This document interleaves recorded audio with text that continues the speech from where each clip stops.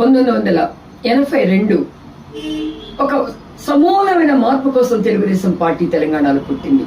నాలాంటి వారు ఆ రోజున మంచి మంచి ఉద్యోగాలు ఉన్నా కూడా వదులుకొని ఎన్టీఆర్ శంఖారావంతో ఆకర్షితమై ఆ రోజుతో రాజకీయాల్లోకి వచ్చాం.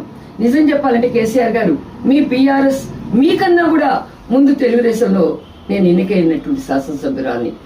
ఎప్పుడు కూడా మా పార్టీ విమర్శల జోలికి వెళ్ళదు, సంస్కారహీనంగా మాట్లాడదు, సామాజిక తెలంగాణను తీసుకొచ్చింది.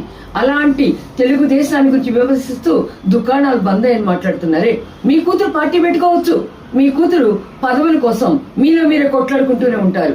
అలాంటి మీరు ఈ రోజు బీఆర్ఎస్ ఎంత అధోగతిలో ఓడిపోయింది అంటే నువ్వు బంద్ చేసుకున్నావు ఆ పార్టీని. ఎవరు బంద్ చేయరు, కాలం కోసం చూస్తూనే ఉంటారు. కాలం ఎప్పుడు కూడా తిరుగుతూనే ఉంటుంది, చక్ర భ్రమణం.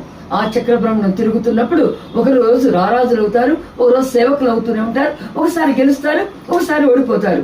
25 సంవత్సరాల నుంచి అధికారంలో లేకపోయినా తెలంగాణలో తెలుగుదేశం జెండా ఎగరతానే ఉంది. ఎన్టీఆర్ ట్రస్ట్ దగ్గర నుంచి ప్రతి గుండెల్లో కూడా తెలుగుదేశం ఉంది. ఎన్టీఆర్ ఎవరు ఇక్కడ తెలంగాణ గడ్డ మీద మర్చిపోరు.